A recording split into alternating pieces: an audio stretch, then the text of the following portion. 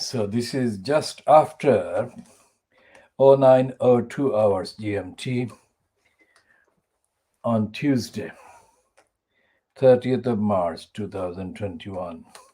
And this is the Khoodeelaar.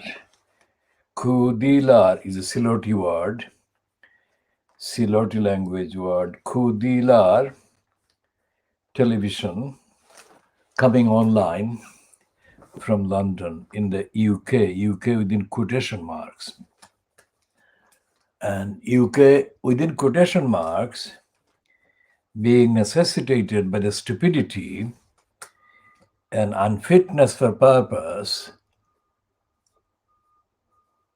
on the part of Boris Johnson. But the front page of today's Rupert Murdoch's scum, otherwise known as Sun, completely defies the truth of what Johnson is up to and is doing or not doing. And it shows him like Superman who embodies and personifies superior personal qualities, moral integrity, ethical kind of compliance with the highest standards of ethics and morality. And he has never even heard of adultery, let alone serial adultery. And he has never heard of indulging in brazen adulterous behavior with a person about the same age, similar age to his daughter or the eldest daughter,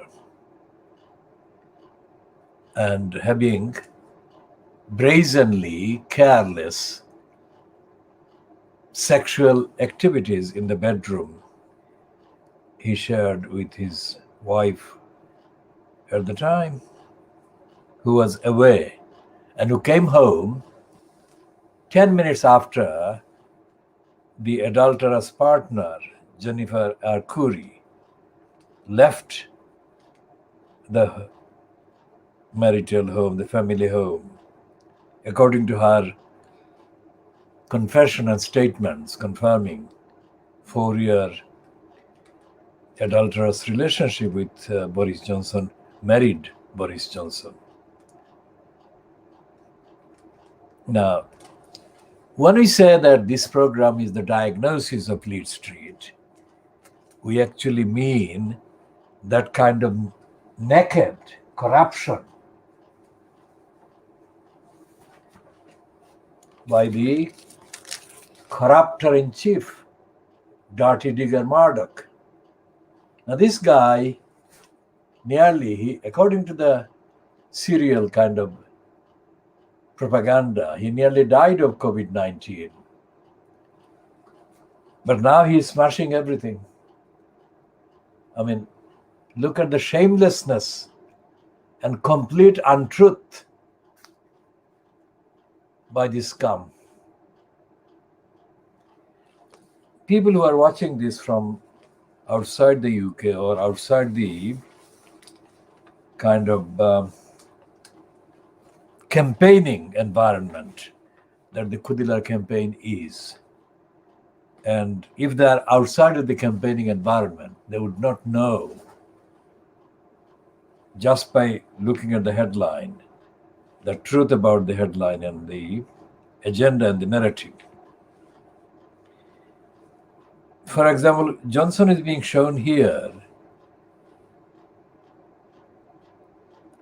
as tennis-mad prime minister, and he is being shown as telling the UK population, get fit in the sun. Now that is not at all credible or true or truthful, because the people who are engaged in the clinical research and evidence-based kind of state of the virus and the state of the NHS are saying that relaxing the lockdown and the restrictions is irresponsible and is not fact-based, is not evidence-based. And this is a fantasy front page, which will be kind of difficult for the dirty digger Murdoch and the scum to deny in years to come.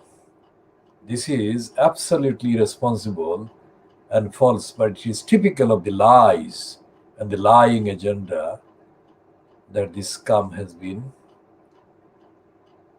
operating and running in order to shore up completely unfit and unsuitable and dishonest, unreliable Boris Johnson, who has got no clue about most of the things because his girlfriend, the fiancée, has apparently taken over running the agenda and running the administration. And he, being the kind of extension of her agenda or her skills, he did that same kind of job under the command of Dominic Cummings. And Cummings left, and the Cummings actually left under the cloud, and the cloud was actually created by the surfacing, appearing as Boris Johnson's string puller of his fiancée, the 30-something Carrie Simmons. And this picture is a completely fraudulently made up photograph, and the whole thing is absolute lie.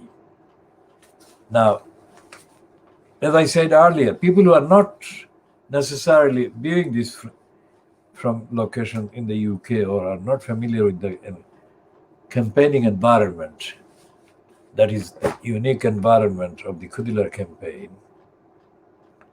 need to know that the Levison inquiry at 10 calendar years ago, was announced by then Prime Minister, then Conservative Prime Minister David Cameron. And he was forced to set up the inquiry in order to fend off, that is to say, calm the outrageous demands that were surfacing against the lying behavior of Fleet Street, especially the likes of the Murdoch stable that had at the time the title called The News of the World, which the Private Eye magazine calls News of the Screws. Now, screws colloquially has two meanings, and the Private Eye renaming of the News of the Screws, News of the World, had more to do with the pornographic kind of orientation and narrative and agenda and capitalization on pornography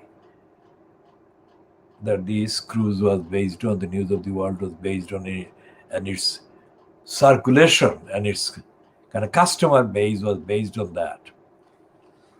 The pornography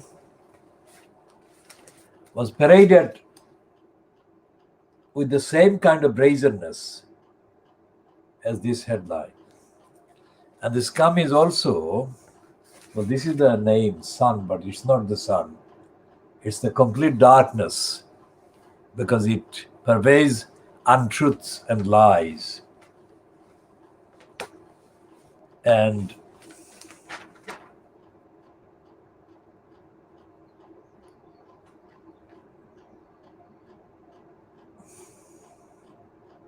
on page 2,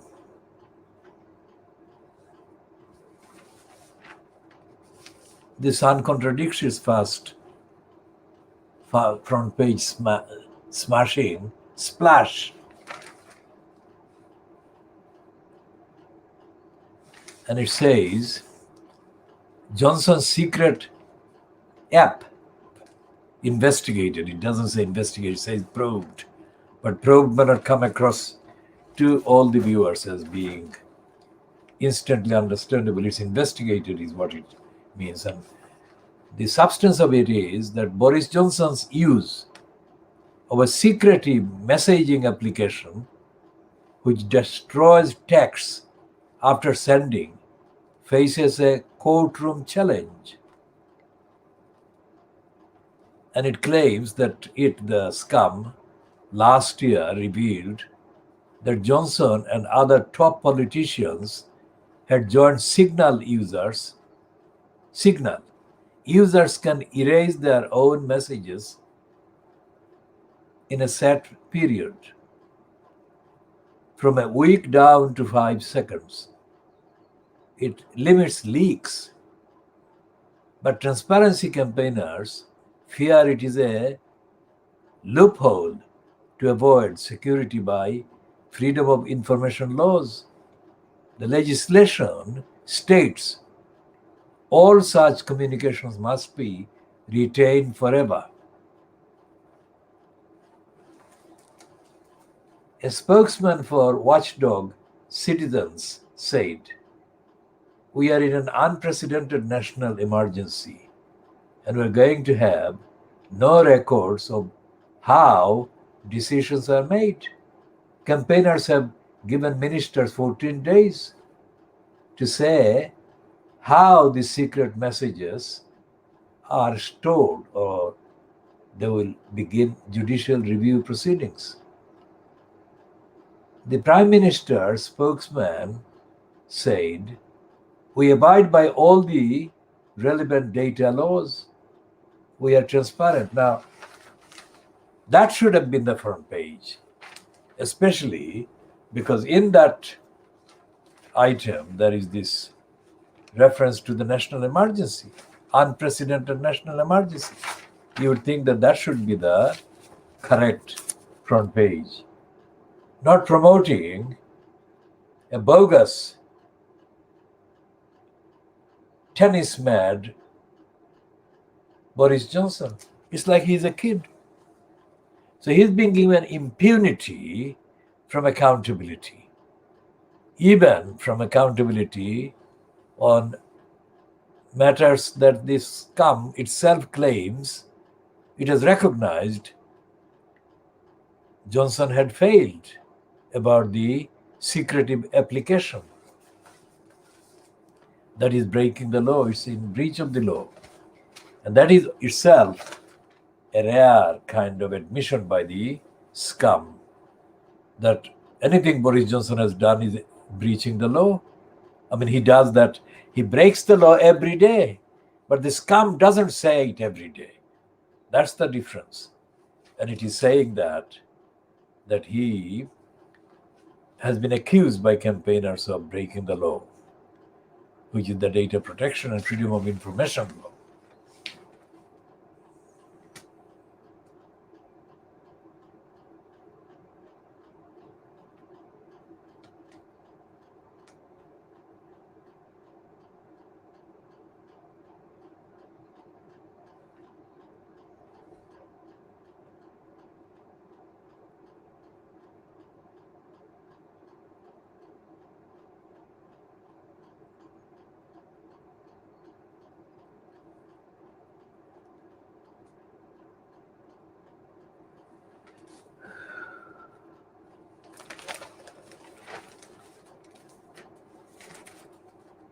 And there is this unbelievable 2-page spread making Boris Johnson really Superman. That is completely criminal, dishonest, and untrue. And what this is doing is aggressively overhyping Johnson, who is overhyped every day. But the reason why they're overhyping his image is to divert the attention of the gullibles away from the fact that when he was having adulterous sex with this American person, for 4 years.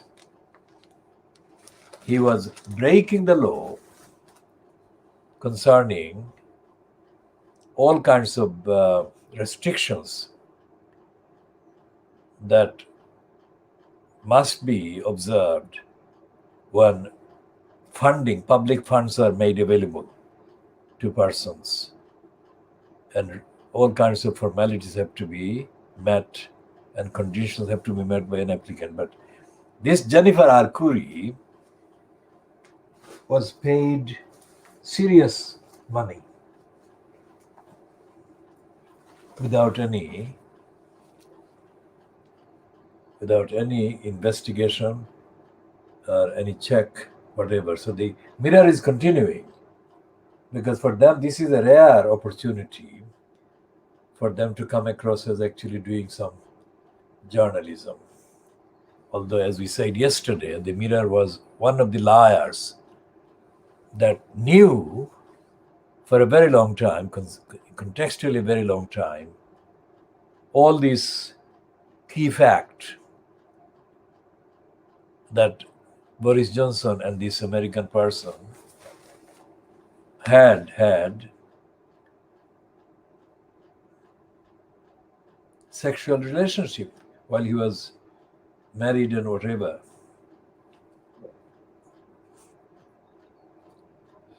And it reads, after sleeping with his mistress on the family sofa and facing political questions over granting her special favors, now Boris Johnson reckons he's acted with honesty and integrity. Now that is the Daily Mirror following up their own story of yesterday, and the Sunday Mirror, and there's a world exclusive on Sunday. And it says, Boris Johnson has insisted he acted with honesty and integrity in his dealings with Jennifer Arcuri. He faces a probe over claims he gave her special treatment during their 4-year affair while he was London mayor.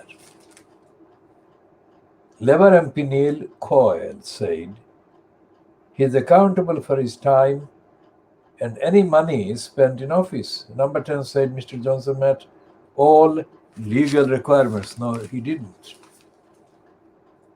It is not up to. Look at the stupidity of this Daily Mirror. Because although it is questioning Johnson and continuing the kind of questioning, it's not referring to the law. When the statement by Allegra Stratton yesterday claims that he followed all the rules or complied with all the rules, the Mirror should have asked, has this law or this rule or this requirement been complied with? And there are dozens of restrictions. And there is no mention of any of those in the Daily Mirror itself. Of course, there wouldn't be in any mention of his breach or breaches in the Daily Boris graph. And the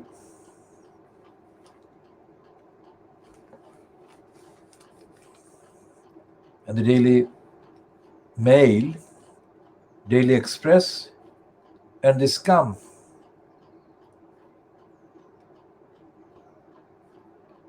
And they're saying a bit more about this claim that he acted with honesty and integrity.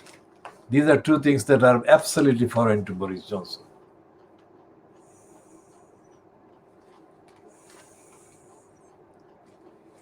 And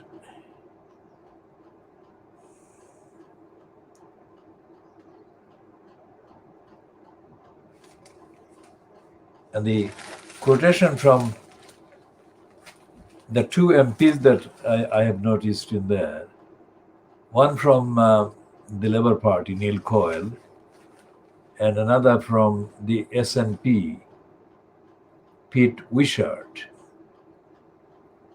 Well, I've got another one from the Lib Dems, Laila Moran.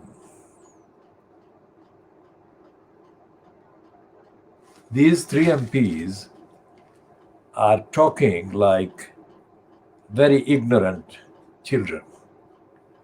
They're not fit for purpose because there are so many wrongs and so many breaches of the law and the laws that Boris Johnson has broken, that this revelation should be used to demand a full-scale, complete and thorough prosecution of this liar. But they are not coming anywhere near this. And Laila Moran, who is the second moron that we call, Laila Moran is saying that Boris Johnson's private life is his affair. That's not true.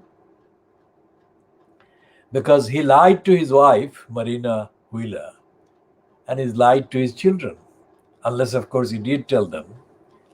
If he did tell them, that would be extraordinary, wouldn't it? Because that would mean that they're all liars.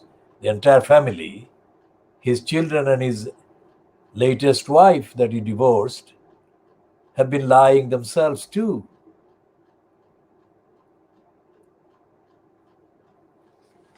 So the Daily Mirror, although it's done the world exclusive, really is not doing justice to the cause of demanding accountability and telling the truth about Johnson's behavior.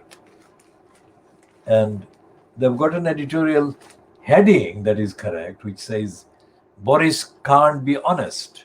That is true. And it says,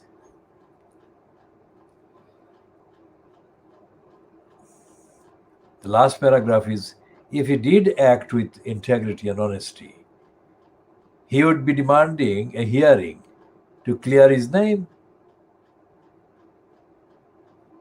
That Johnson does not do that. He doesn't ask for a hearing. Speaks volumes. Of course it does. And the other thing, as we have said, and things that are actually on the records, is that when Eddie Mayer presenting the Andrew Marr program asked Johnson on the show, you are a nasty piece of work, aren't you? Johnson didn't know what to say because he wasn't prepared for such a direct summary of his entire career. And the fact that he could speak Latin or a bit of Greek or any other language wouldn't have made any difference, because speaking another language doesn't alter the content, does it? It may alter the linguistic context, but only partially. And he has been overhyping himself as a linguist because of his command of the Latin language, whatever. But speaking Latin and speaking lies doesn't make the lies truth. So when Eddie Mayer said to him, you are a nasty piece of work, aren't you? Johnson didn't speak in Latin, but his 52% of his gullibles would have thought that he would have got away. He didn't. That has stuck. That Eddie Mayer kind of summary of Johnson, to Johnson, that you are a nasty piece of work, aren't you, will not go away, because it is a short summary and said directly, unlike all the Fleet Street journalists or broadcasters. I mean, that was the one occasion that is exceptionally rare. as I said, there is some kind of movement ongoing that is intended to keep Johnson shored up, no matter how wrong he is, how dishonest he is, how immoral he is, and how corrupt he is. Now it will become known, but it will become known only too late, after he has done the complete damage, because he's still engaged in making damaging decisions.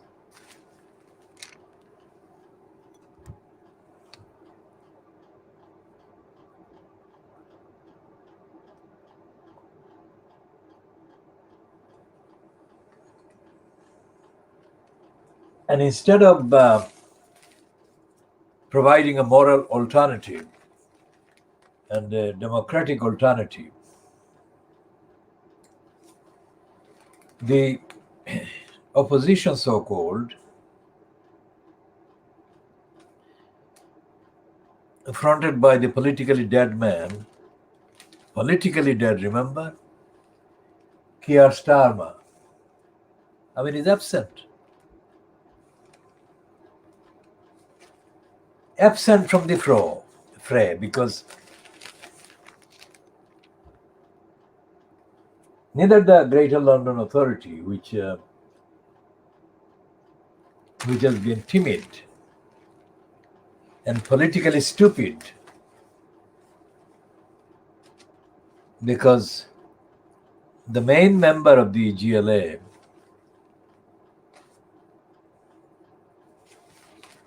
who has been related to this call for inquiry, Len Duval. Now, Len Duval is not known for his kind of aware, engaging, active, campaigning, democratic demands. He is a placeman. I mean, Len Duval is a placeman, as is Neil Coyle and all the others. There isn't one single member of parliament from any bench, any party currently who can be recommended as a source of democracy, ethics, morality, etc., etc. And it doesn't matter whether they are black, of which there are too many in the Conservative Party, or whether Asian, whether Muslim, Hindus, Sikhs, they are not a decoration for democracy in Britain. In the colloquial phrase, all these MPs are deadbeats. And Keir Starmer is the deadest beat of them all at the present time. And his predecessor, Jeremy Corbyn, whom I have said, and evidentially I shall continue to say, he is intellectually challenged, seriously intellectually challenged. Whereas Keir Starmer is not as challenged intellectually as Corbyn, but Starmer is morally dead.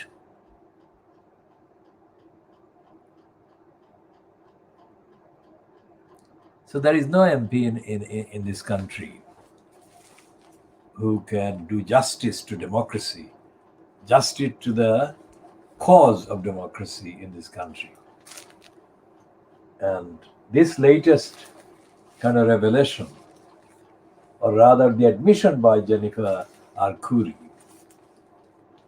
of the illicit, adulterous 4-year illegal relationship they had, should have been made the subject of emergency questions in the House of Commons. But what they're doing, they're passing bucks. I mean, Len Duval is in the waiting hole. I mean, he's gone deep, deep, deep in the hole. And there is nothing coming out of him. Even after the Mirror Group has published something that for the Mirror Group itself is historic. Because Mirror Group is a corrupt newspaper, as corrupt as this scum. But this one is not corrupt. It is partially just confirming the obvious that has been quite obvious for nearly 2 years at least, since Arcuri hit the British headlines for some reason. And it seems that Arcuri is getting attention and it is doing no harm to her business, the name recognition and all the other things. Not only that, she is also advertising her physique, what part of her body was paid how much attention by Boris Johnson is also included in the package. So prospective observers might be kind of paying attention to this particular facet.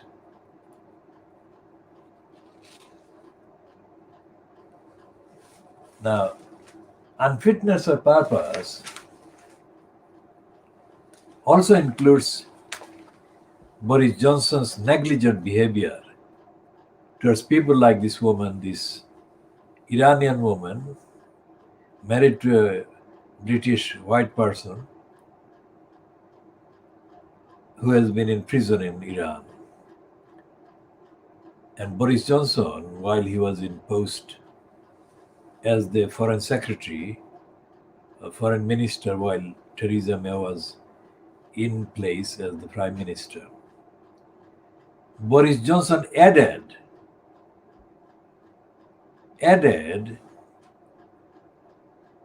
to the kind of ground that the Iranian authorities used against Nazanin, Ghaffari,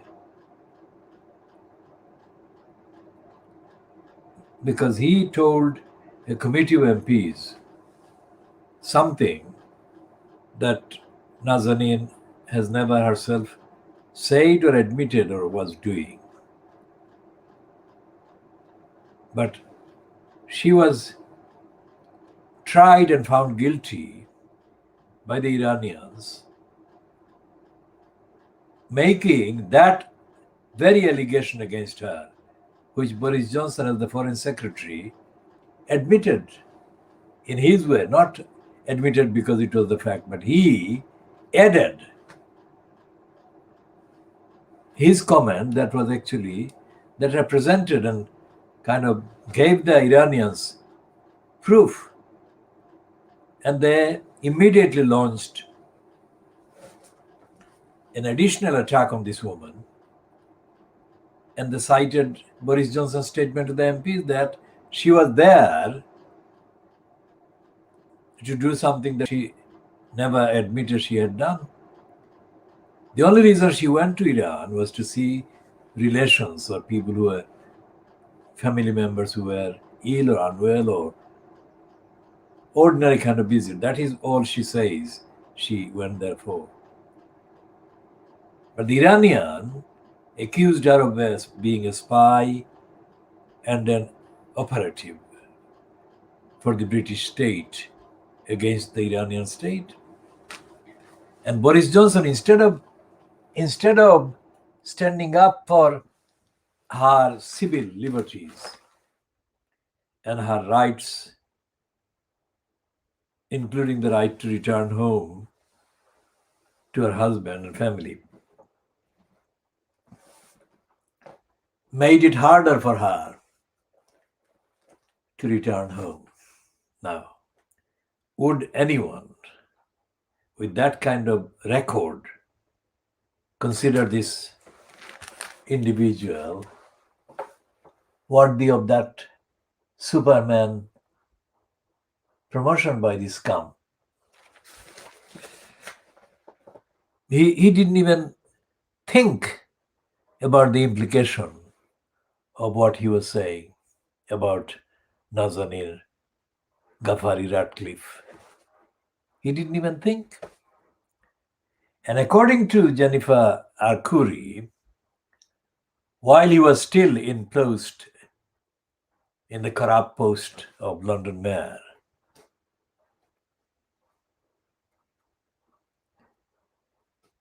because Johnson was in post as the London mayor from 2008 to 2016 when Sadiq Khan got in. So the illicit, adulterous, and illegal relationship, notice what I'm saying. I'm not just saying about the illicit sex. I'm saying the illegal relationship because Boris Johnson, allowed Jennifer R. Curry to get money from the public, from the state. And the money that she got would not have been paid without clearly longer procedural investigation, evidence, etc., etc. And she had to meet conditions that she didn't meet because it wasn't put to that test. That is illegal. And yet, the statement was kind of barefaced lies. The statement that was associated with Allegra Stratton, acting as Johnson's propaganda spokesperson yesterday, it was an absolute lie. Because all these facts that I'm briefly stating are all on the record, and not just on the record accessible to me, the record accessible to any investigator, any searcher, any observer, any student of evidence. And every single description of Johnson's behavior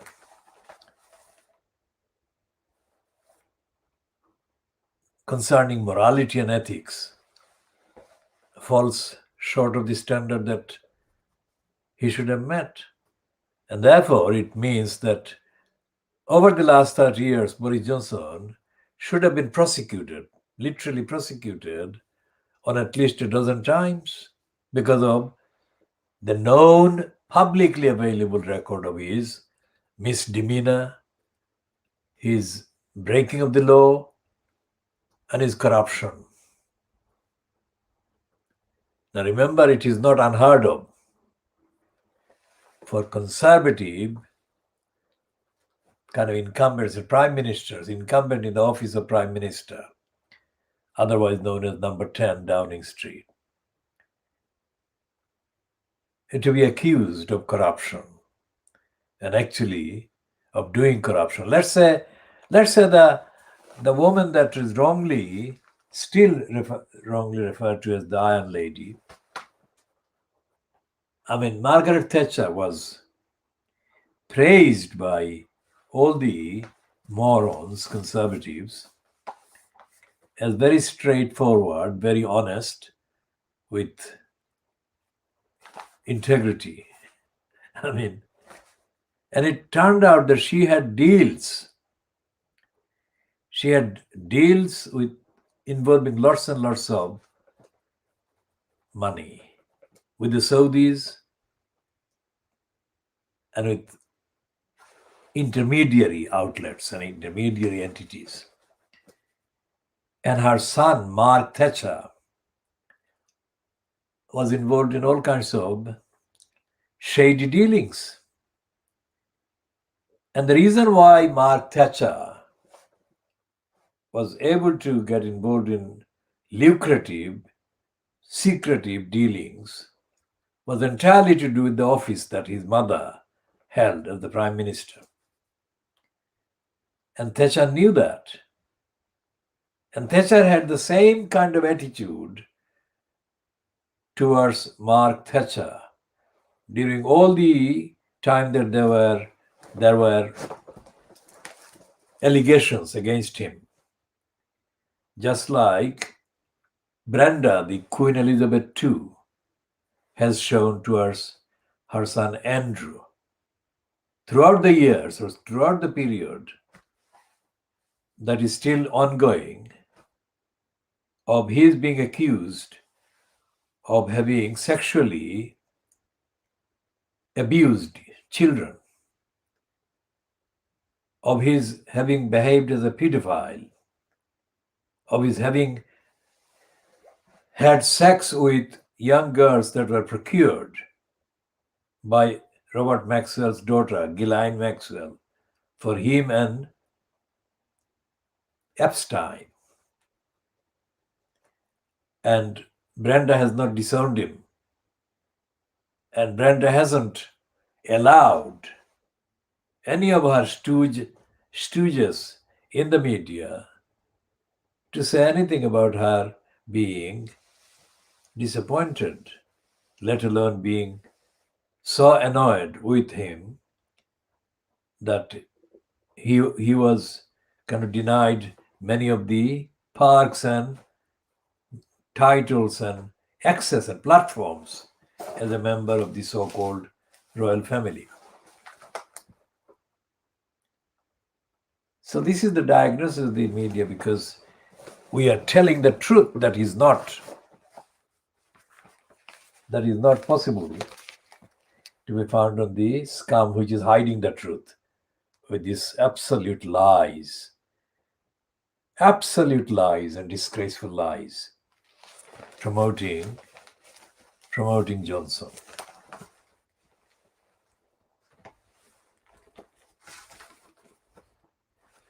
And they're saying in the editorial, so-called, which is headed, and secrecy. And it's like it's not a demand. The first sentence is like a reference to something that is totally harmless. They're saying far too much Downing Street business is done in secret. It's not anything to take any notice of. It's like what is the most natural thing, the natural air and sunlight or whatever. I mean, it's nothing extraordinary, nothing to be concerned about. And yet it is something that concerns this particular thing that they did yesterday. I mean, the Downing Street liars did yesterday, saying that the allegations against Johnson concerning the facilitation and the granting of the money to this American person and there is a conflict of interest there, for heaven's sake. When he was having a relationship, brazenly executed, implemented, carried out sexual relationship over 4 years, he should never have gone anywhere near any public resource being given to her. That's basic wrong to do that, what he did. And yet the scum is talking about secrecy and not about talking about that.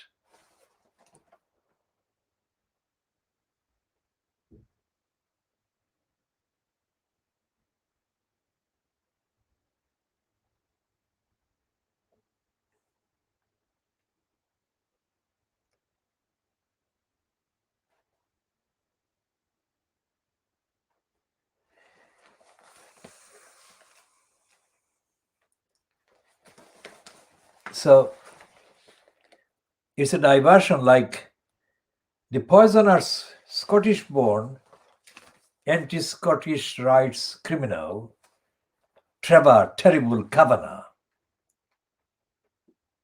yesterday blamed the parents protesting against the Batley School in West Yorkshire.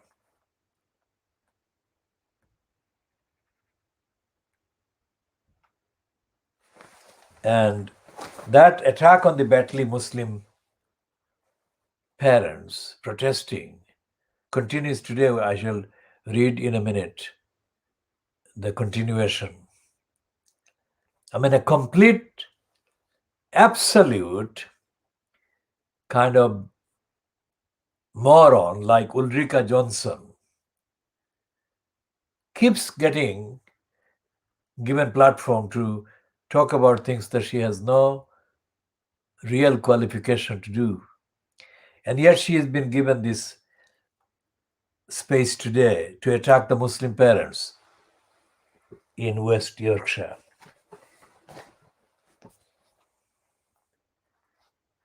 And she is saying that she is not with the Muslim parents, that they are from outer space and they haven't got the rights that other parents are allowed as a matter of right.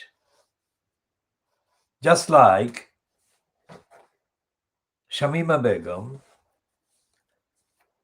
British citizen by birth, has been denied her citizenship because she is a Muslim and she is an Asian and she is not of the pigmentation, skin color that this racist Ulrika Johnson is, who is herself an adulteress because she had series of adulterous relationships. No qualms about the impact on the other women affected by her adultery. And her career is based on her being a kind of sexual kind of partner of several people. Her career is not based on any original moral contribution to anything.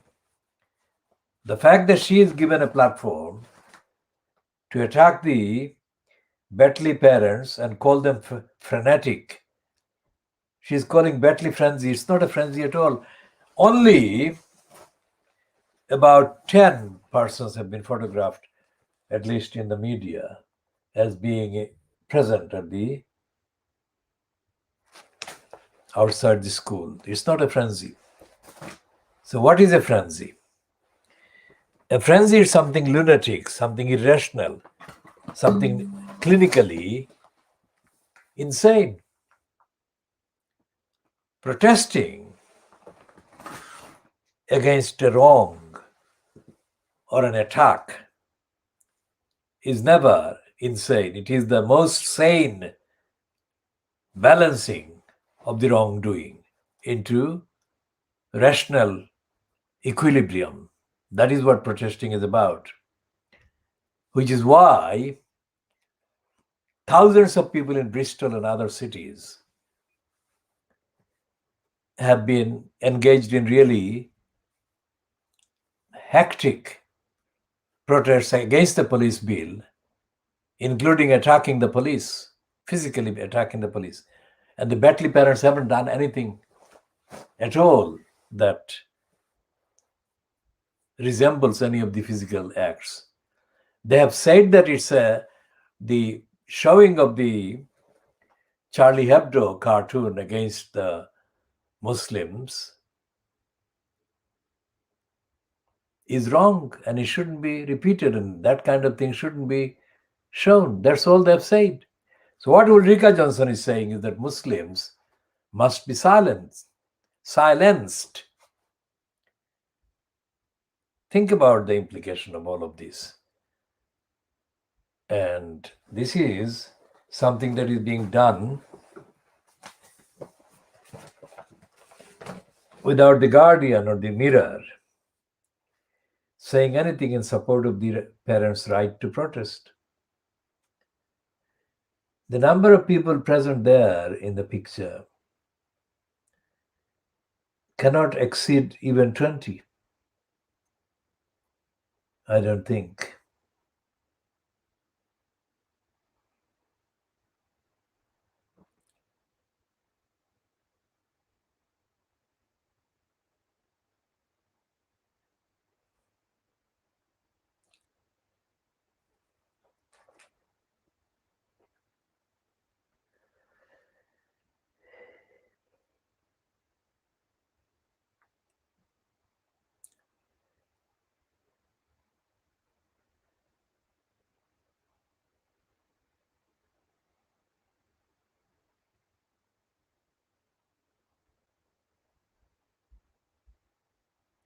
And she's saying that the scenes outside the school in Betley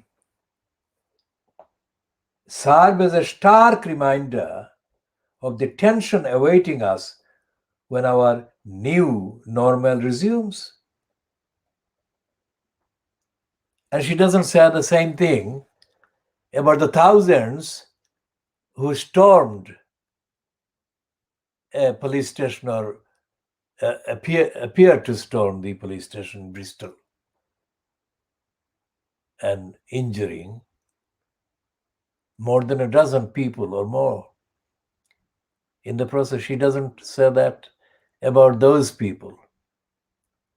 So she's a racist. And when I appeared on a morning edition of a program that she was working as a weather girl on during the 1980s, and there was a newspaper room waiting for the guests, and she was there, and I asked her the direction as to the particular room that I should be going to. And this racist was very, very sharp in telling me, without looking at me, where the particular room was.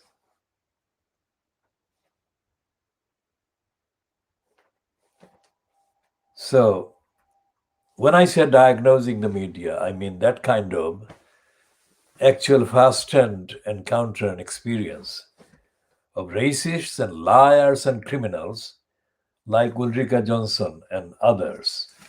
Not every single one, of course, would be within the list or within the frame of my actual encounters with, but quite a few of them are. And enough of them are, let's say. And I shall be recounting the appropriate one in due course as we move.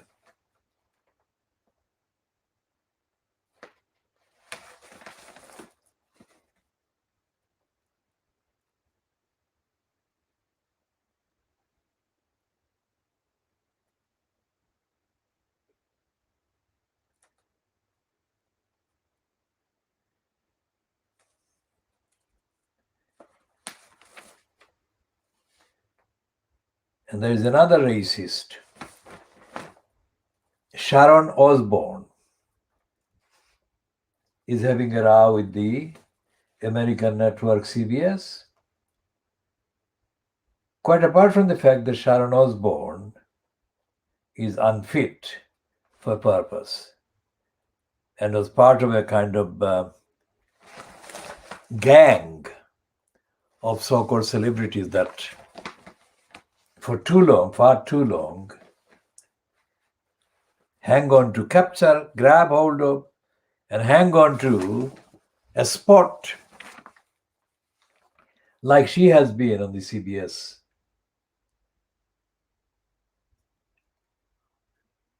And according to this bizarre column, page 22 and 23 of this Come Today, Tuesday, 30th of March 2021. Here is the piece that exposes the racist reason for Osborne's enforced kind of departure, because her attitude against Meghan Markle was so racist that the people inside the CBS organization had to decide that she had to go. And here is the key paragraph that links her departure with the racist Piers Moron. This weekend, the former X Factor judge stood down from her role on the long-running series, the US equivalent of Loose Women, amid the fallout over her support for Piers Morgan, as well as a dispute with former colleagues. Now, that is the giveaway. I mean, she is capitalizing on the publicity potential using the racists in Fleet Street and elsewhere in the mainstream media that is linked with the self-promoting racist liar Piers Morgan. Remember, Piers Morgan himself was sacked, instantly sacked, as the editor of the Daily Mirror at the time, after it was found that he had lied and he had doctored, that is to say, published altered photographs. Although in the general narrative, that particular incident of publication would have met the narrative, which was to show concern about the occupying British army abusing people in Afghanistan or Iraq, whatever the actual country was. We can check that as fact checker later. And so therefore that would have been generally an okay kind of narrative. But he lied, he made up some kind of scenes to emphasize the point. Not because he had solidarity with the victims of the abuse by the Western soldiers, of the Afghans and the Iraqis. But he wanted to be trendy. He wanted to be trendy for the moment, at the moment. Because there were other kind of genuine evidence of the Afghans and the Iraqis being abused by the occupying armies.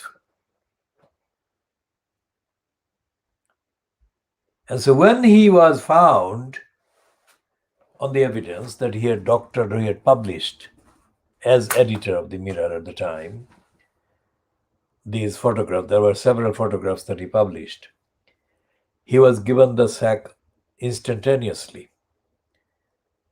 And he was, I think, kind of security personnel escorted him out of the building, wherever the Daily Mirror was based. It probably was based in the Isle of Dogs or the Canary Wharf, but that again is subject to fact checking because it was a few years ago. And then he became friends with Donald Trump. Whenever he did start the friendship is not clear, but even after Trump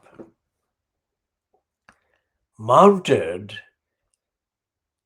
the biggest such attack on the entirety of the Muslim population in the world, Piers Morgan continued to support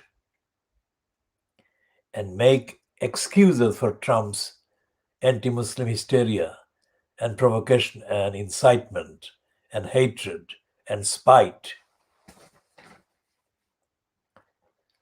So you've got Ulrika Johnson attacking the parents instead of talking about Sarah Everard and the police attack on the mourners and grievers. And Sharon Osbourne using the attack by Piers Morgan on Meghan Markle to raise the stakes in her own dispute that had been ongoing with former colleagues at CBS. Look at the distortion and the lies. And yet she is being peddled as a champion of morality and ethics because she is standing up for Piers Morgan.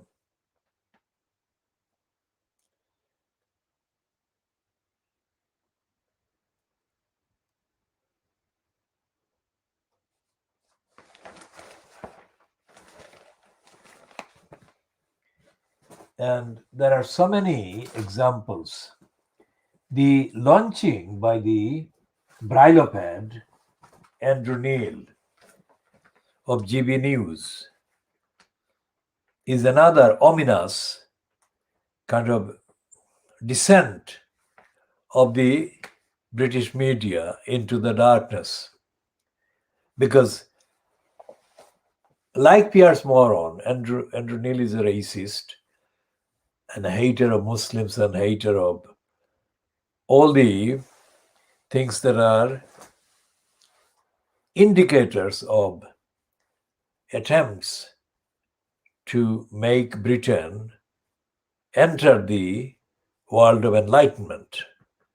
All the international treaties and agreements and charters and conventions and declarations are contrary to the mentality of the likes of Andrew Neil, who is involved with the serial lying publications and outlets like the Spectator magazine, which in its long history as a title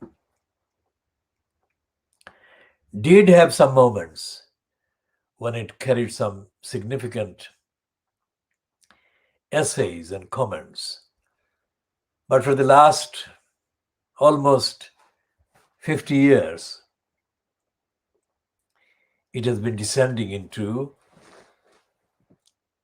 darker and darker and darker kind of area, illustrated, typified by represented by the persistent platforming of the openly anti-Jewish Greek person, Taki. Taki is never condemned by the mainstream Fleet Street at all. Now, if Jeremy Corbyn had ever said anything like Taki has said about the Jewish people, then he would have been really prosecuted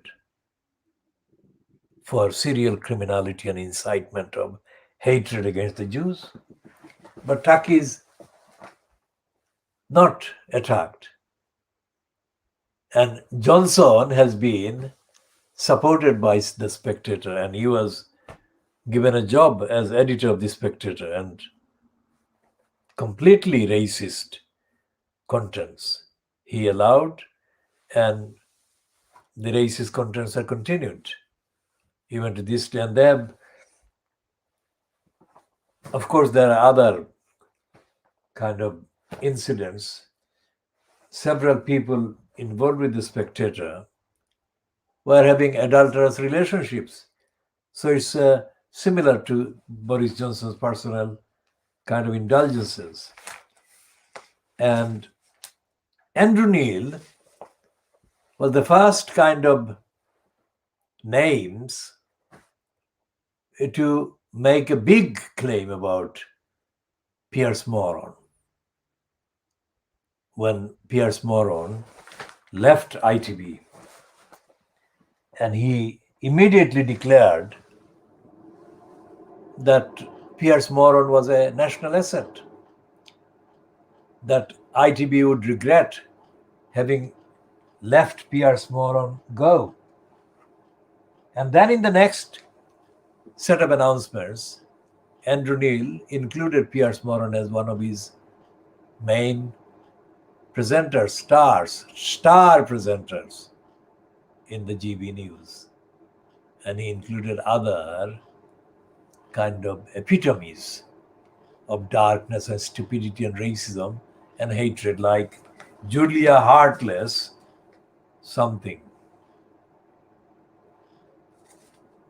So you've got in this country so-called free press, but this is spreading poison and lies and hatred in the name of freedom.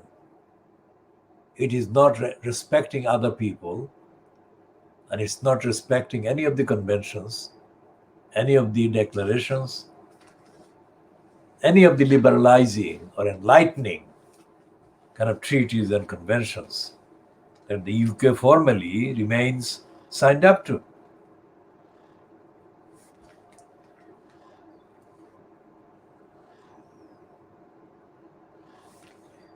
So we go back to the start yesterday of the trial in the USA of the murderer named as 45-year-old Derek Chauvin, who put his knees upon George Floyd, upon George Floyd's neck and back, grinding and crushing him until the very breath. No, ladies and gentlemen, until the very life was squeezed out of him.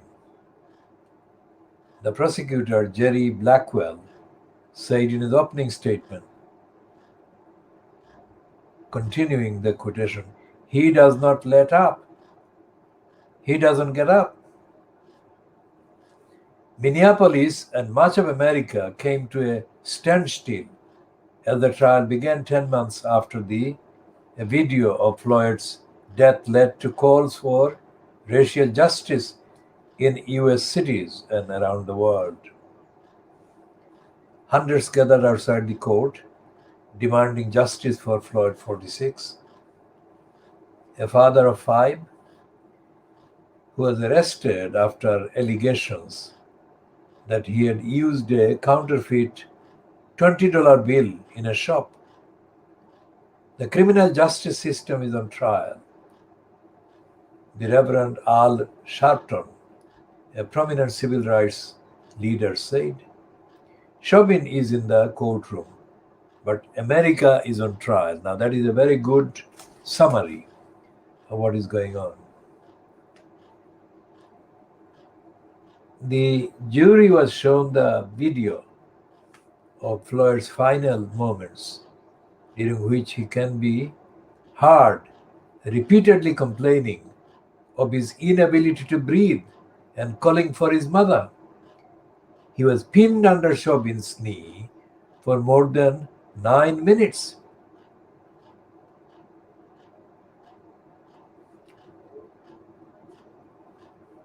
You can believe your eyes that it's a homicide, that it's a murder, Blackwell said. And Chauvin is charged with second-degree murder and manslaughter and third-degree murder. His lawyer, Eric Nelson, argued that drugs and underlying health conditions had caused Floyd's death.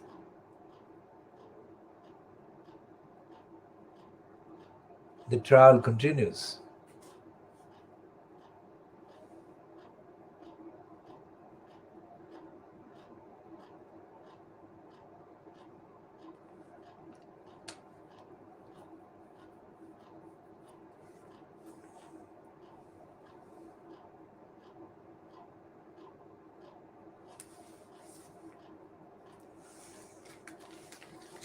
Still on the front page of the Times today is a confession saying Sergeant claims of sexual abuse by pupils at state schools.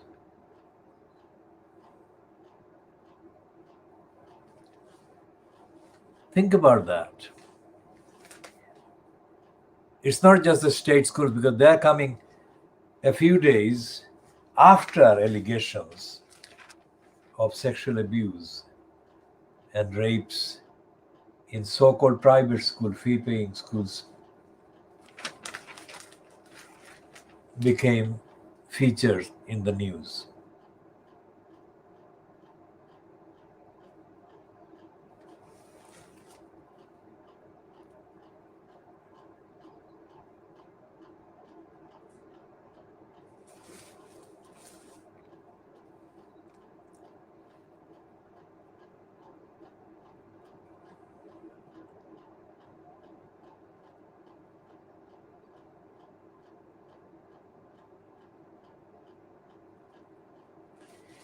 And there is this other headline related to race on page 4 of the Times, which is a heading that is misleading.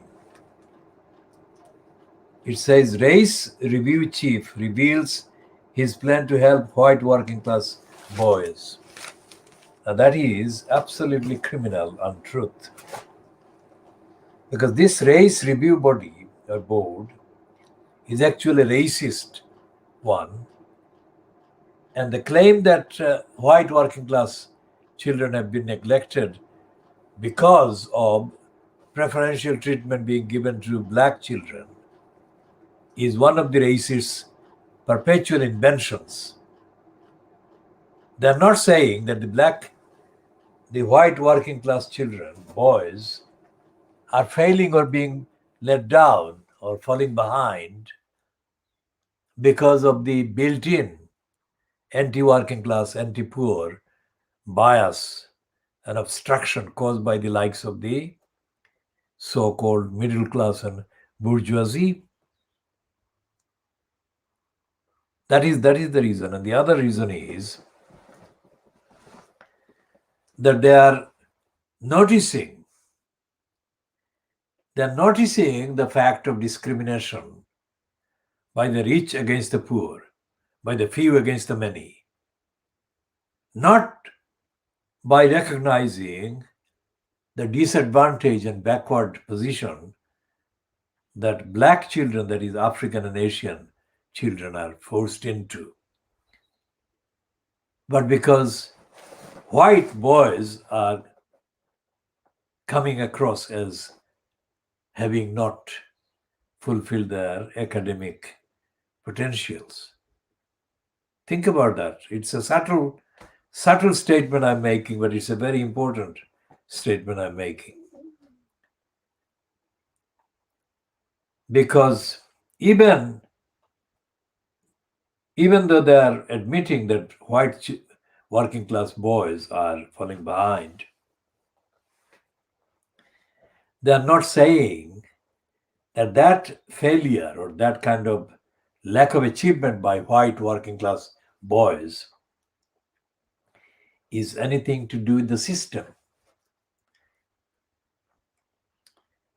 They're saying it is to do with the fact that discriminated against, disadvantaged children from mainly impoverished and poverty-stricken African families, African backgrounds, and children of Asian backgrounds.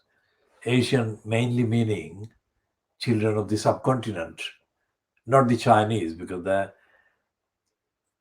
the academic performance of the Chinese is significantly better in comparison. So therefore, when Asians and Africans are mentioned, the Chinese should not be included, because the Chinese, on the average, perform much better. And so the Times is saying that, and the piece is written by a notorious racist propagandist against Muslims called Henry Zeffman. Well, there are three of them in there. Stephen Sunford, political editor, and Eleni Courea. Courea is spelled with a C, Courea, and Henry Zeffman. Zeffman is a notorious propagandist for racist and right-wing establishment in this country. And this commission is a racist commission, and the name is itself a giveaway that it is racist, and it's in place, that is, it has been established and funded in order to increase ethnic disparities.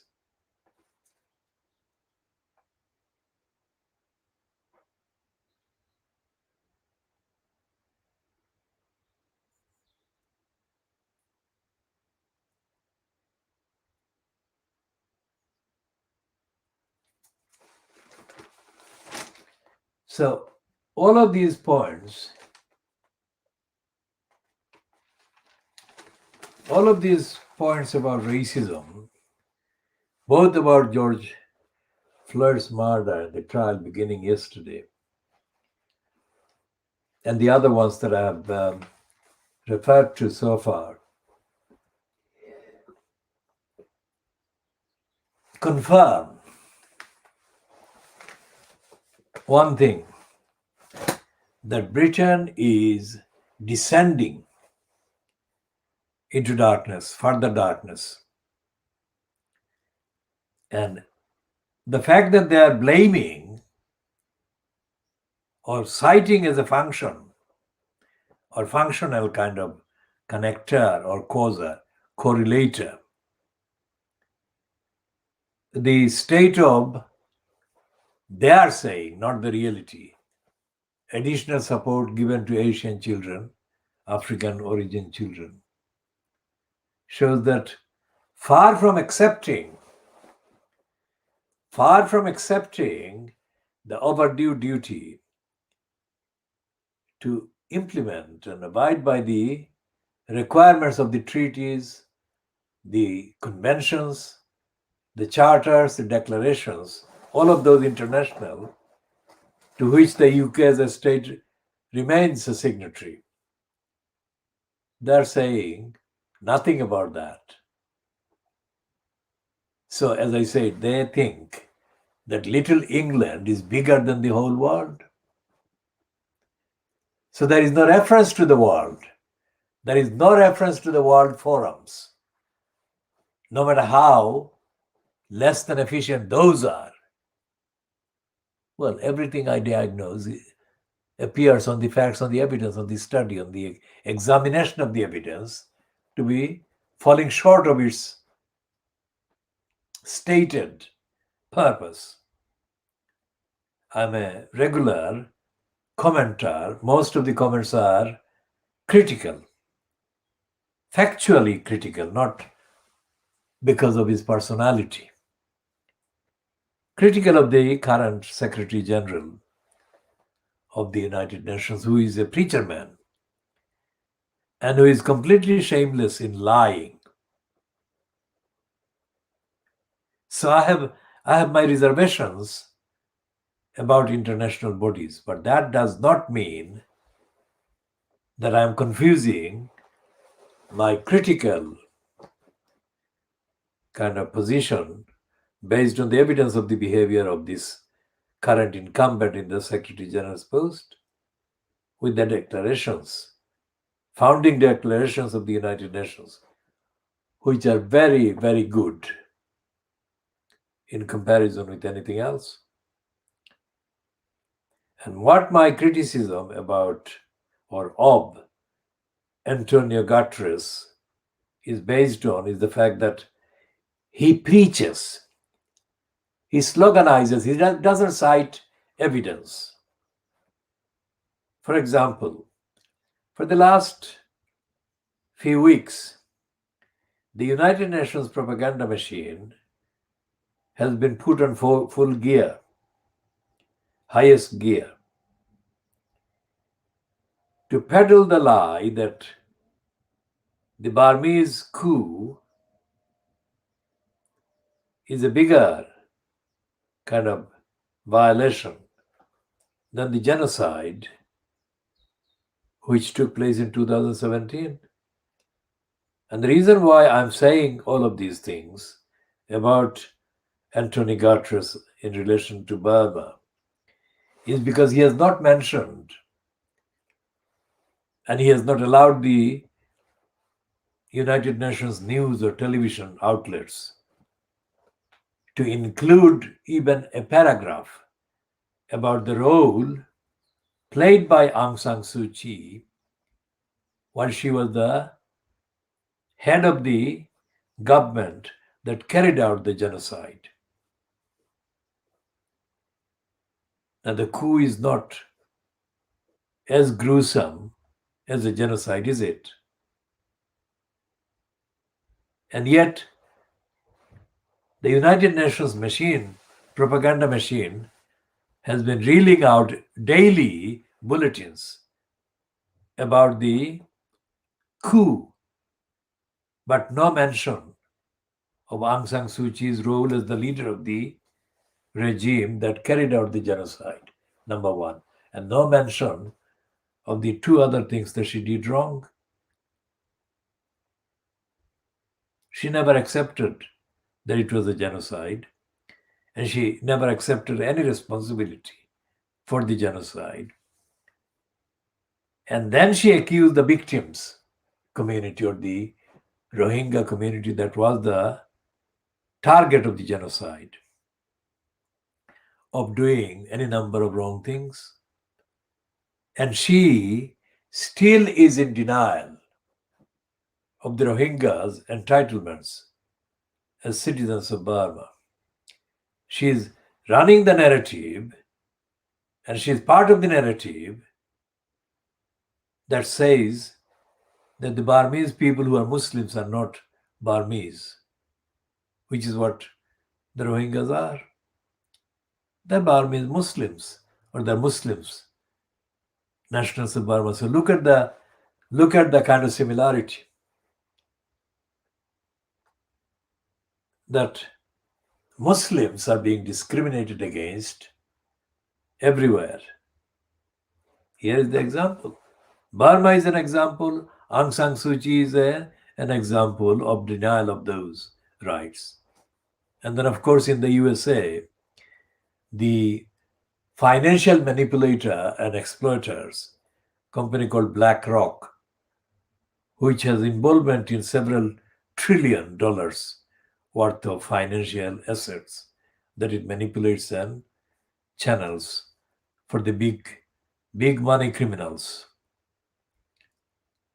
An analyst employed by BlackRock in 2018, a young woman born and brought up in the USA as a US citizen, Esma Bengapsia, has been forced to leave. She left the company, and then she was so frustrated that she publicized the experience in an open letter sent to the racist chief executive, Larry Fink. And she has been, since then, she has been joined by some others, including a Kenyan man who is from Kenya directly. He is from Kenya, and he was not raised in America. And he has been quoted in the Financial Times as saying a number of original things, because, I mean, the idea of feeling like a minority is new. I mean, which is what I relate to.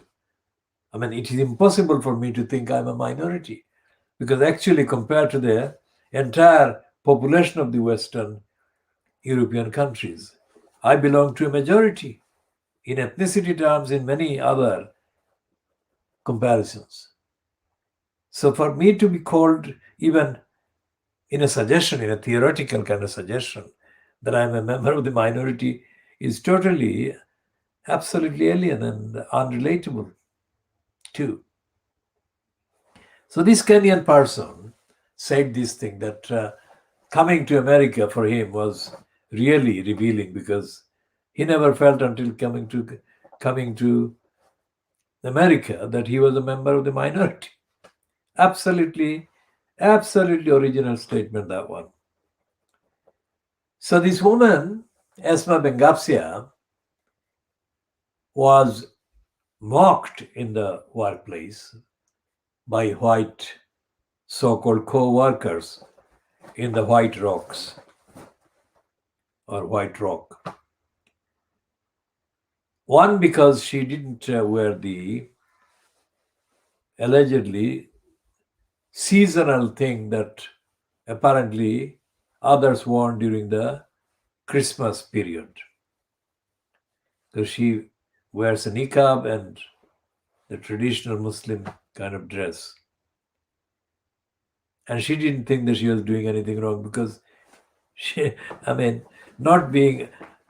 are various objections to this For a start, Christmas is not a religious thing at all. It's a business thing. But even some generous people, including myself, who out of courtesy wish some people that we know as Christmas observers Happy Christmas. It's just a social thing. It doesn't connote or denote any acceptance of anything to do with that. It's just a social kind of thing. So she was mocked and insulted for not wearing something like that. And the other thing was that one potential rapist and sexual pervert who found her attractive and complimented her for being attractive, good looking, whatever, conducted a loud consultation with his white colleagues within her hearing, that is to say, in front of her, along the line that if he sexually assaulted her, that could be anything, would he be allowed to get away? Think about that. What you are saying is that if he raped her, could he get away with that? Now, can you imagine? Would he dare do the same about a white girl? Think about that.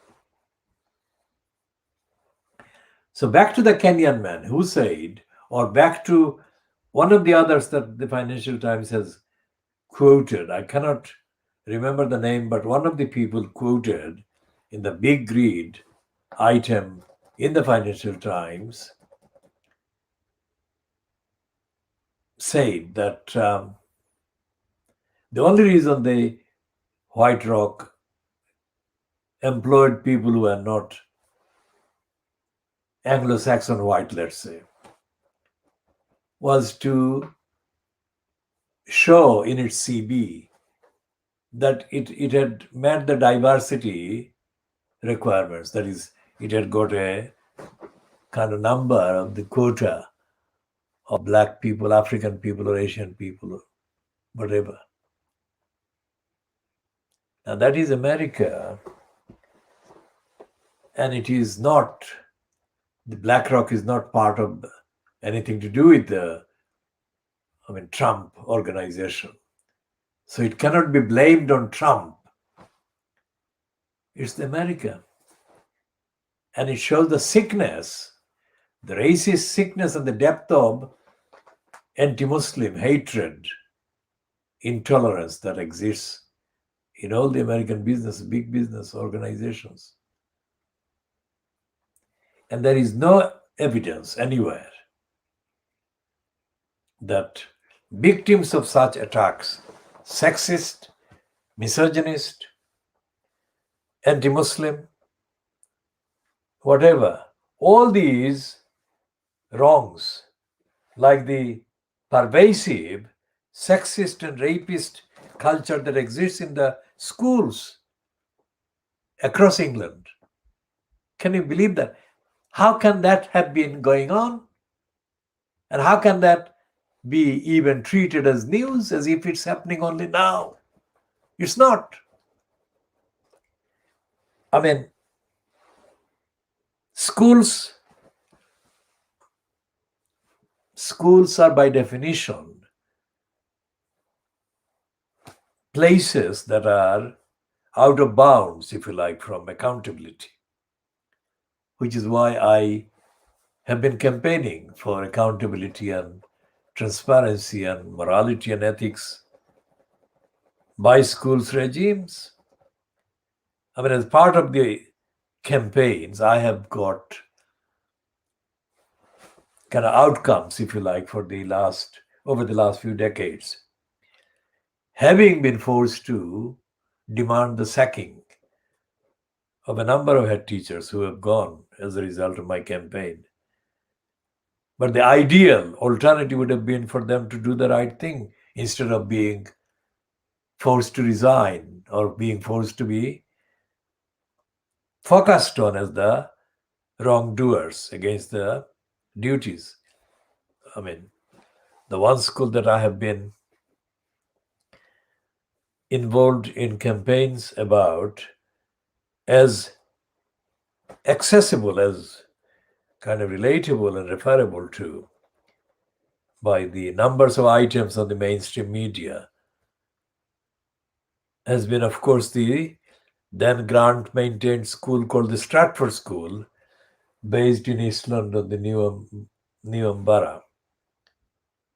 And everything that I came across as being wrong, including the failures of the parents that I was supposedly supporting, constitutes a list of shocking failures about education or schooling. For instance, the person that I kind of got involved by organizing the campaign to defend turned out to be, shockingly ignorant about the school system, the purpose of the various things, including the bureaucracy called the curriculum and all the various tiers of connections and the relationship between the central government, the local council.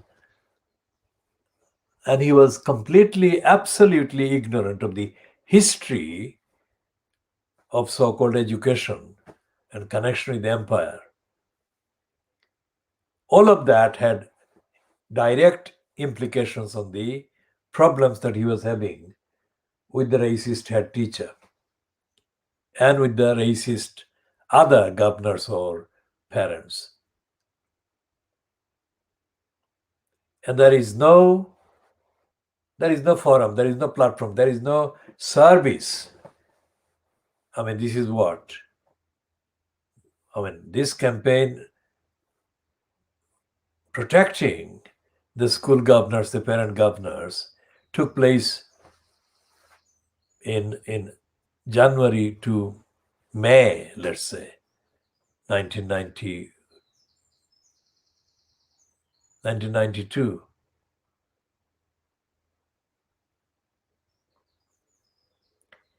And 30 years, let's say. And despite the fact that all these real issues existed that had direct impact on the content of what was taught, the content of the access by the parents and the governors to the school, nothing has changed in terms of allowing access to parents and governors, which is why the Batley School that is being overly kind of attacked by all the racists and anti-Muslims highlights what was happening in Stratford School, because the campaign that I was running was to challenge the head teacher who was blocking the access and participation by the parent governors. Yes? Nothing to do with any faith or any faith-linked agenda or narrative. It was just to say the right of the parent governors to have the say as governors in what the school was in terms of policies doing. But the reason why the mainstream media became very alarmed about that campaign that I was running was not to do with the quality of say that I was demanding for the parent governors, but the ethnicity and the race of these people, including myself, which is why the Guardian got exposed in running a number of stories, and the Channel 4 did launch this Devil's Advocate series, entirely directly resulting from my campaign. And the person who actually organized the Devil's Advocate was somebody who had been aware of me for decades and had not found any way to corner me. And he thought that by having me as the main kind of person featured in the pilot of that program would somehow corner me in terms of argument and evidence, which he didn't. So when I say Batley School parents are being unfairly and racistly targeted for daring to speak about the content of the program at the school, I say this on the basis of long-running evidence of my engagement with other schools. I was chair of a governor's body in one school, and I was a governor on 4 schools. And the evidence of the role of the teachers, the role of the other governors, adds to the shocking inadequacy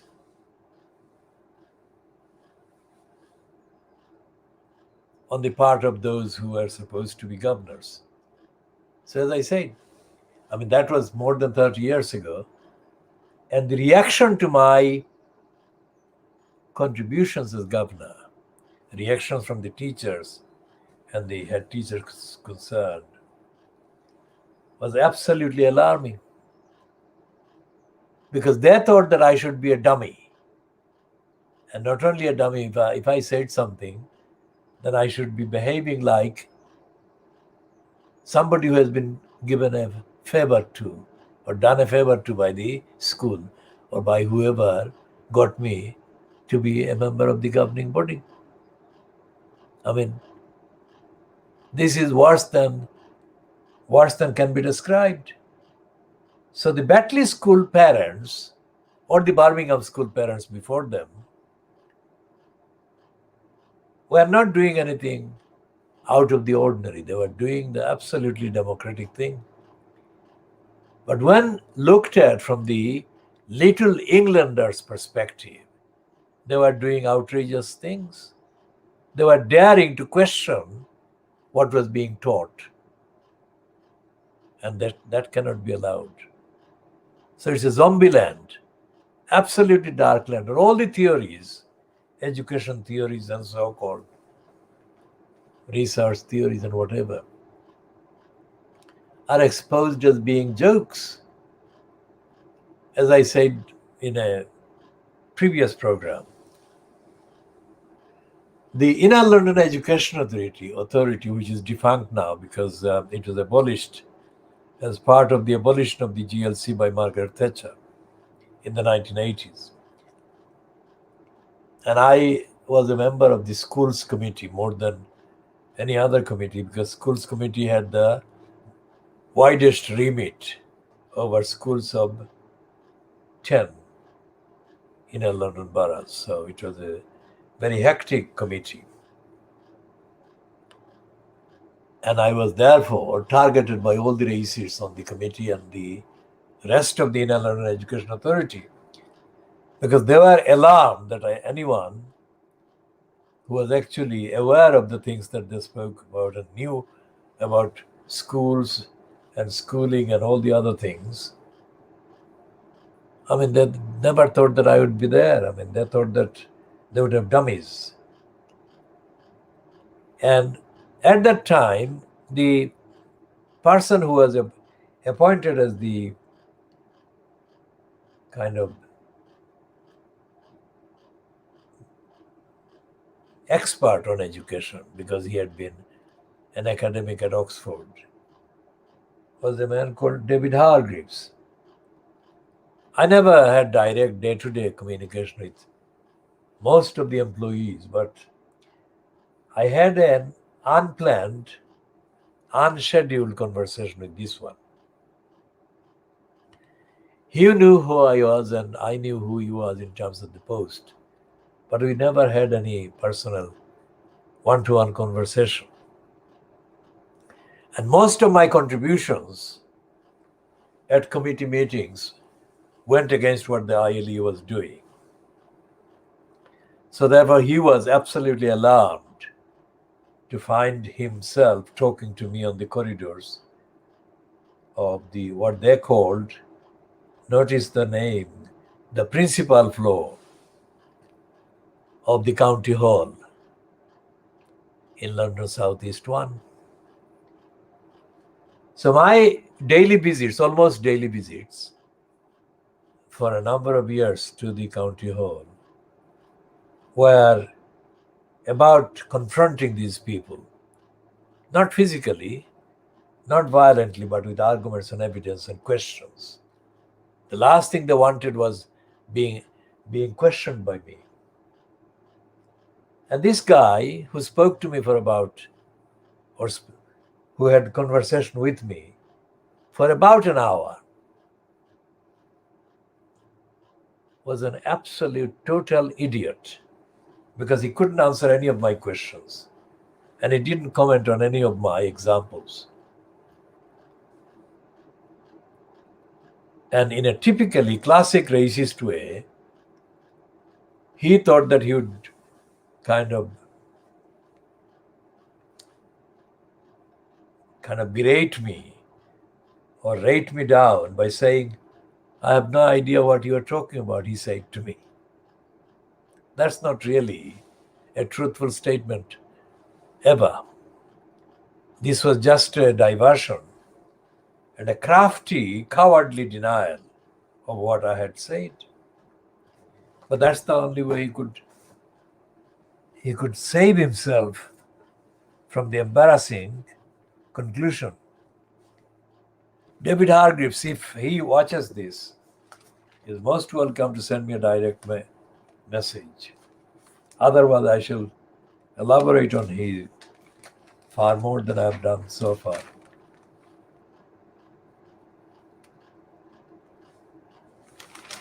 Now, David Hargreaves was not the only crafty employee in the ILA, Inner London Education Authority, that found it difficult, to say the least, to handle my questions. It is my questions that they never could handle. And one was a Caribbean person called Trevor Carter. Now, Trevor Carter, like Joe Hunt, was an established member of the elderly sector in the Caribbean community, let's say. But I wasn't from the same background, so I didn't know the various kind of relationships. But Trevor Carter was used to be treated with deference by the other acquaintances that he knew. But with me, he came across somebody who was asking him questions.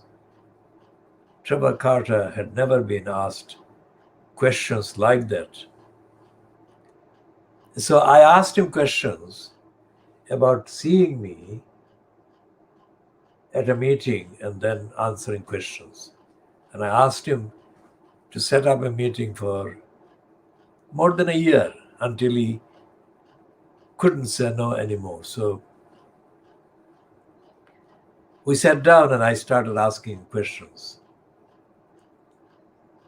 And Trevor Carter obviously had worked hard in preparation for this.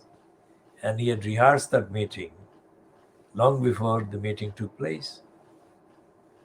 As we started, Trevor Carter, sitting on the table one side and me on the other, began receiving phone calls.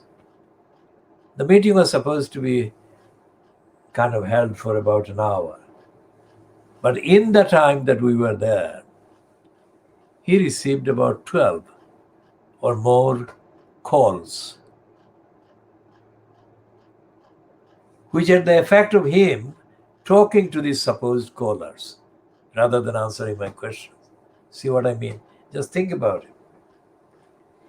He didn't say that he didn't want to answer my questions, but he did do that. He did effectively come across as not wanting to answer my questions. He wanted to talk to these people. Now, Trevor Carter was not in post as the tea boy so that he could take orders and people would give any number of orders. He was one member of staff whose main job was to sit down and write reports and whatever. And he was not in the post of a kind of reception center. So there could not be logically and organizationally any calls at all, because he had already done a meeting with me on diary. The fact that he had even one call showed that he was being dishonest. And he was. So how do you fight the dishonesty coming from a black person when the context is fighting racism and that black person is another claimant to be fighting racism? What he did there was nothing to do with fighting any immorality, anything wrong at all. He was doing wrong. And that is the picture of most people who are given jobs because of their diversity potential. And that includes a lot of executives, black-skinned executives in this country and in the USA. Well, the biggest executive post is, of course, the presidency. And the record of Obama shows that he was a stooge and he was a coconut, which I said he would be. I said that in public many times before he got elected. There is no way that Obama could be anything other than a coconut. But that doesn't mean that he didn't occupy the post for 2 terms. He did. And he did a lot of publicity, and he's on the record as president, his wife, as the president's wife. That is the kind of accepted records. And I'm not including Michelle Obama as responsible for Obama's failures and deeds. So when we've got the counselors, Bangladeshi counselors in Tower Hamlets, staying silent about Shamima Begum. Read the banner just underneath my face. Shamima Begum and the schoolgirls were betrayed by the negligent Tower Hamlets Council crooks. Now, no single Bangladeshi councillor has spoken about Shamima Begum or the other schoolgirls, and they'd never heard of the safeguarding duties owed to children by the council until I started talking about it. So the problem that I had with Trevor Carter or David Hargreaves is not a problem that was confined to those two. I mean, the entirety of the ILEA's bureaucracy was kind of in real meltdown in terms of my presence on the ILEA for as long as I was present there. And that shows the measure of the racist resistance. They don't accept my contribution as being welcome because they think that it's a threat. Even when I'm offering the better version of efficiency and competence on things that they should have been able to do, but cannot do because of their own shortcomings, etc., etc. Everything I said to Hargreaves and others in the ILEA, and have said since and before about the so-called education theory has been vindicated, because there is no education anywhere. What there is brainwashing, indoctrination,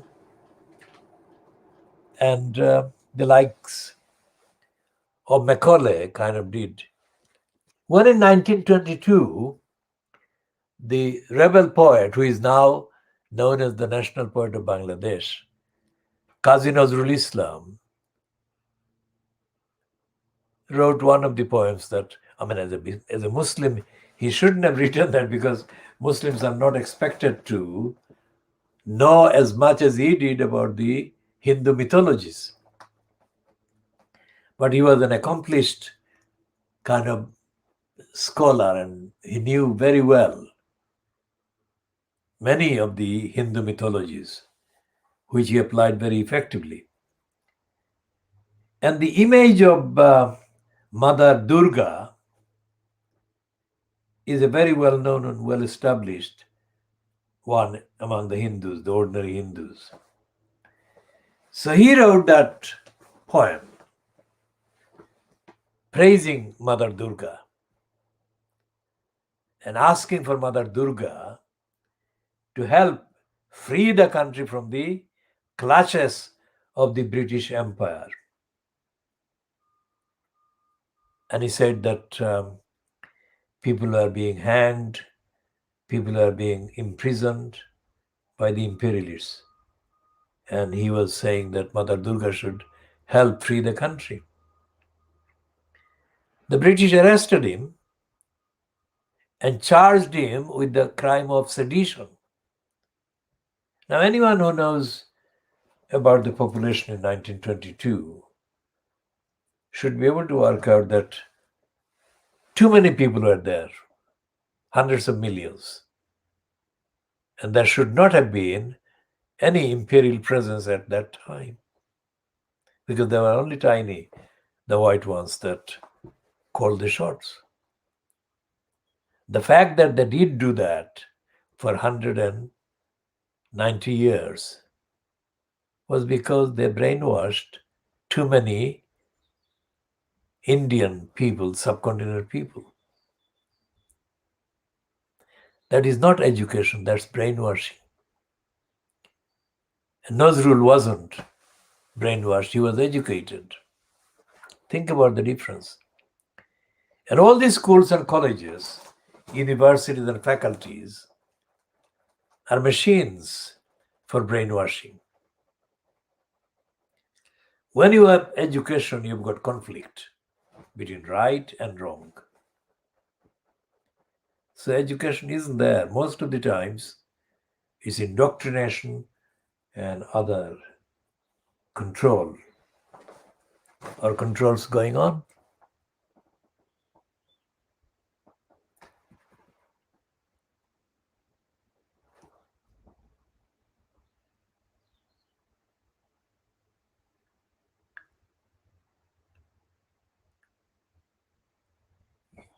So we shall be stopping this one and continuing in the next one. We are not done with the newspapers of today. There is a lot to cover. And you can see the extent of the discussion is so extensive that it is not possible to cover all the newspapers and diagnose them during this kind of length of a program.